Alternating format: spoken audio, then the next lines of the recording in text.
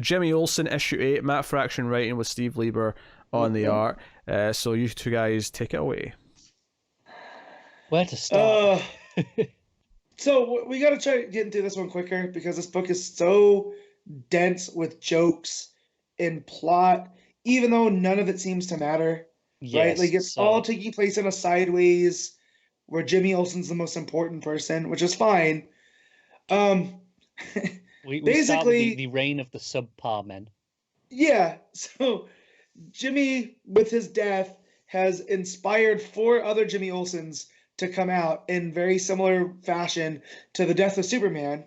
That there's a Superboy version of Jimmy that's totally radical and speaks in 90s slang. There's a full-on steel version of him, which is just like a metal statue that they have to wheel around and leave in place. Well, it doesn't move. There's an Eradicator version that wears sunglasses and is very silent and very cool and has a strong jawline. And then there's a cyborg Jimmy Olsen, which has one of the best things when it kind of saves the bank. I think it's a bank. He's like, "Oh, citizen, don't forget to like and fave. Thank you for your engagement and impressions." So you come to find out that these aren't multiple Jimmy Olsens. They're all kids of the Jimmy Olsen fan club. And basically they get upset that someone has sent an eminent domain to their clubhouse. So eminent domains when the state can come in and take over your property for the betterment of, whatever. And they're going to destroy their clubhouse, and they don't want that. So they're trying to make Jimmy Olsen come back around in their own ways. And Jimmy's brother that's signed this to send it into them. Yep. And it has that squiggle symbol, and they're like, "How do you say that?" And I don't know how you say it either. So that was a great question. Yep. So, but each of the Super Jimmys are the fan club, but it's very comical. 2 kids sitting on each other's shoulders and unzipping. That was the Eradicator one, yeah. Yeah, I laughed so hard at that one. Yeah. And then them wheeling around the steel statue, so robbers are trying to get away. They just wheel this massive statue in front and it crashes, and then they wheel it off. So, and then we get to Jimmy and Janie, who now Jimmy is posing as his Spanish cousin Jaime Olsen, and speaking in Spanish, which his Spanish is very, very good. And they're in the I'm not even going to try because there's so many C's in this one, but at Coolidge College, which was the original home of the first Adam Alpratt. And basically the mayor has said that nothing ever exciting happens in our city, but we know excitement follows the Olsens. So you're free. We need that Olsen bump. And they're like, "What's the Olsen bump?" And you look it up, and it's basically, the government gives out benefits, after the arrival of metahumans, usually following Jimmy Olsen's arrival in a place. and we get the mayor's his full name. Yes, which changes with each issue. Yes, because there's no Jimberly in this one. No. This one was Jim Chinny, Jim Chim Chiri, James Jimmy Olsen. Yes.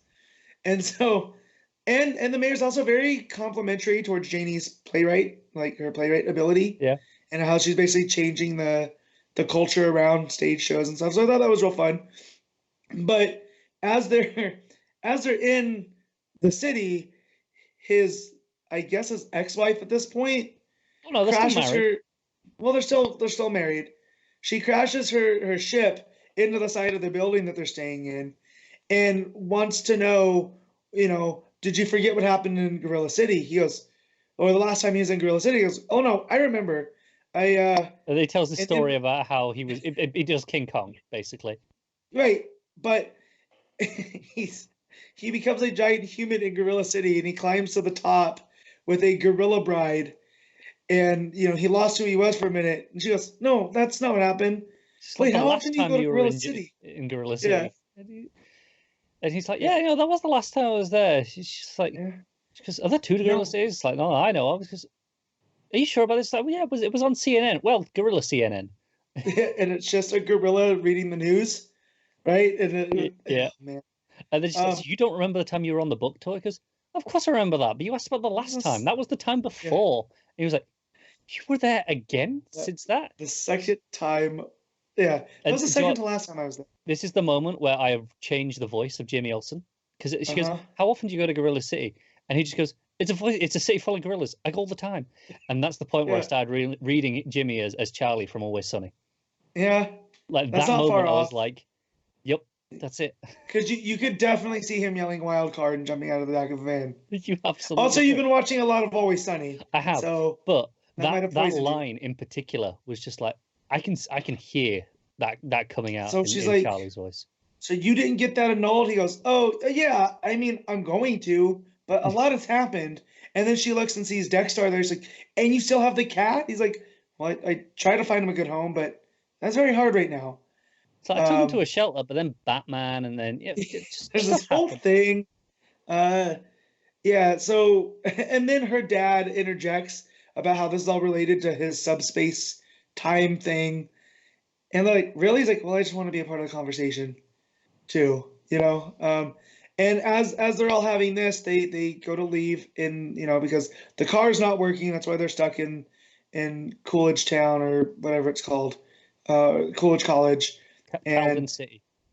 Calvin City, where President Calvin Coolidge established Coolidge College, where the it was like God fraction.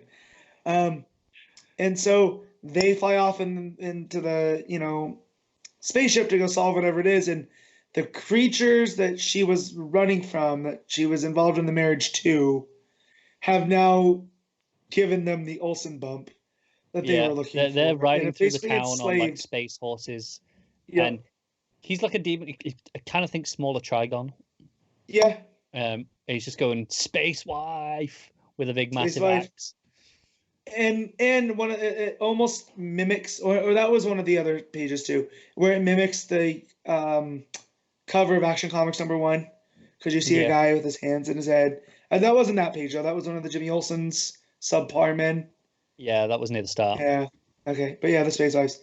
Very, very funny. That said, with all of the plot lines coming together and falling back apart, I'm glad this is almost done. I get that. Just to see if it's gonna stick the landing or not. I think even if it doesn't, it's been so enjoyable that I'm okay with it. Because the only bit we did briefly miss over was the porcadillo got visited by Jim Corrigan. Not that one. And not the Space Ghost one. Yeah. Space Ghost. Rage Ghost. Yeah. And he tries to run from him in pink Crocs. And he's like, why the little are you spikes running? poking out of him. Yeah. So why are you running? So I have to save Jimmy Olsen. So that'll come up again, I'm sure. Yeah. So, but yeah, it is very enjoyable. But again, it's a lot. Every time it is a lot. Although it was worth it for the Gorilla City joke. Oh, it's a city full of gorillas. They go all the time. Yeah. So I do love it. Though. Like, it's consistently the funniest thing I read every month. Yeah. And the arts on top of it, like Lieber and Faction work hand in hand, because there's not a flashback. There is a flashback of him as a giant gorilla, right? That kind of mimics the cover. Yeah, there is. Yeah. And him holding the gorilla lady, just like Mae West. The old-timey planes flying at him. And the big, it's like a movie poster with a quote, "The Apith Wonder of the World." Apith, yep. So, yeah, fantastic. And also, we didn't mention, it's, oh God, who's he wearing as pants? It's Rex. Oh, that's right. It's Metamorpho. Yeah. So what'd you rate it, Connor? It's an 8.5. Okay, I'm gonna give it an 8, just a little bit beneath you.